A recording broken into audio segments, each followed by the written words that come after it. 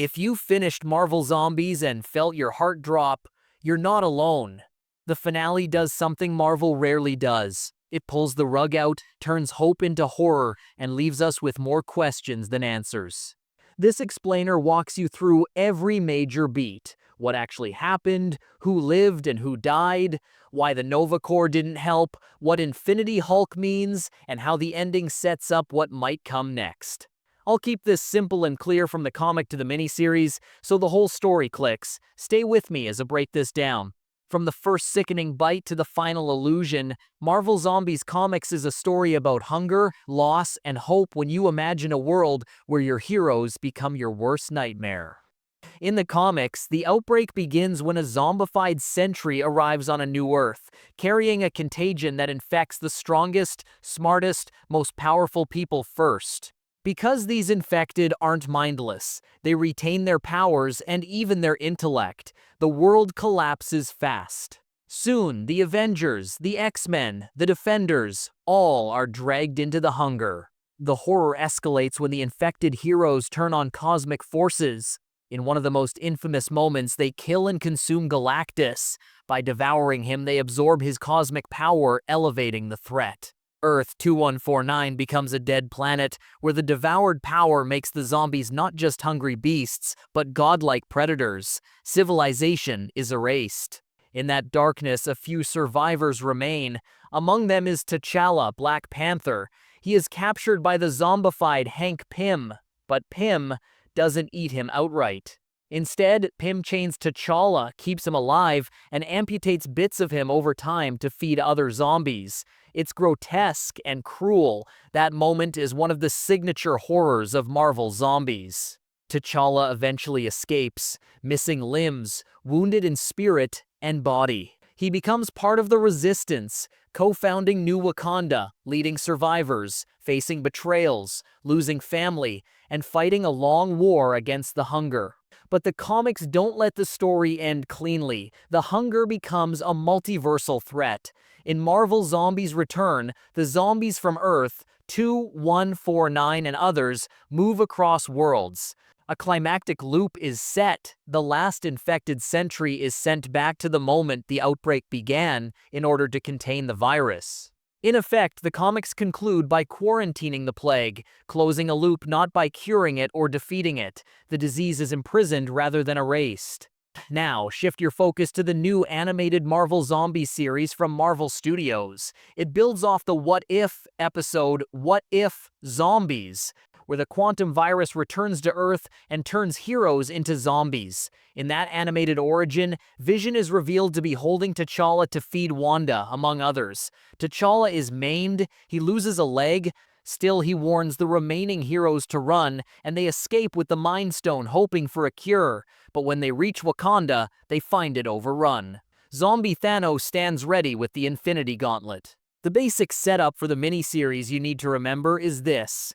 It follows Kamala Khan, Miss Marvel, years after a zombie plague has ravaged Earth. Survivors are scattered, the Avengers are mostly gone or turned, and Wanda Maximoff is the central monster, literally leading an undead army. Kamala becomes the emotional anchor and, by the finale, the fulcrum of Wanda's plan. In the final act, the survivors make one last play. They try to get help from the Nova Corps by sending a signal Kamala can activate. The goal is to buy enough time to either evacuate the planet or get outside help. That plan fails, and the reason for that failure is crucial to understanding the moral darkness of the ending. The Nova Corps were aware of Earth's situation and chose to keep the virus contained by preventing anyone from leaving. The writers present this as a cosmic-level quarantine. If Wanda escaped with the virus or with enough power, the entire galaxy would be at risk. In cold terms, the Nova Corps sacrificed Earth to protect the rest of the universe. That brutal choice flips the usual heroic script, no rescue ship is coming. With the route to help cut off, the heroes make a last stand at a stronghold. The battle is savage. Wanda's forces overwhelm the defenders, and she isn't just commanding zombies, she wants cosmic power. A pivotal sequence centers on Bruce Banner, who, after a chain of catastrophic events involving the Infinity Stones and a desperate sacrifice by Black Panther, ends up shouldering the stone's raw energy. He doesn't become a cosmic god in the usual sense. Instead, Banner becomes what the show calls Infinity Hulk, a living container that holds the Infinity Stone's chaotic power so it doesn't tear reality apart. For years, he stands as a kind of tether, keeping that energy bottled.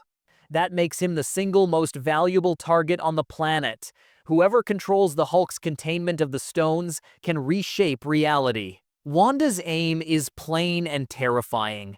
Combine Infinity Hulk's energy with Kamala's unique abilities and remake the universe into a world in her image. She's not trying to heal, she's trying to overwrite reality. Confronted with the collapse of the last resistance and the murder of allies, Kamala makes the hardest call in the story. She allows Wanda to use her powers as the catalyst that unlocks the infinity energy contained in Banner. On the surface, this looks like salvation. There's a huge magical surge, and everything snaps into place. Kamala wakes up in her room. Her family is alive. Kate Bishop and Riri Williams are standing at the door, and the nightmare appears over. It's the emotional payoff every character and viewer wanted. But it is a payoff built on a lie.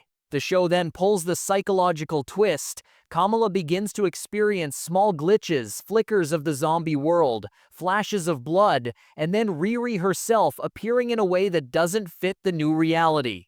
Riri, who viewers believed died early in the series after a bite, shows up to tell Kamala it isn't real.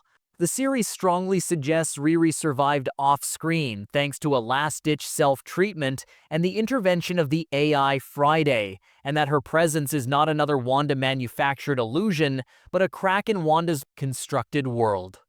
Riri's warning is the turning point. The happy ending is an illusion crafted by Wanda, using the infinity power and Kamala's gift to trap Kamala inside a cozy false life while the true horror continues outside. That reveal reframes the entire finale. Kamala's surrender didn't save the world, it enslaved her. Wanda doesn't cure the plague. She encloses Kamala in a peaceful dream so she won't resist while the world burns. That setup is intentionally open-ended. We don't get a neat reset or a triumphant return. Instead, we get a horror cliffhanger.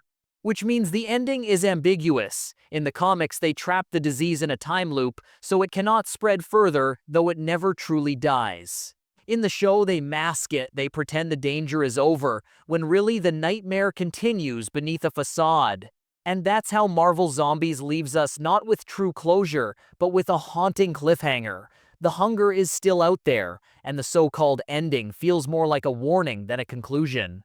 If Marvel really wanted to close the book, they would have. Instead, they left the door cracked wide open. So the real question is, could we actually be building toward a season 2? Think about it, the comics never truly ended the infection, they just pushed it forward in time.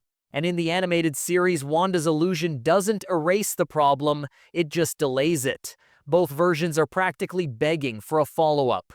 Now I want to hear from you. Do you think Marvel is secretly setting us up for a second season of Zombies? If so, which direction would you want it to take, a deeper dive into Earth's survivors or a cosmic-level infection threatening the multiverse?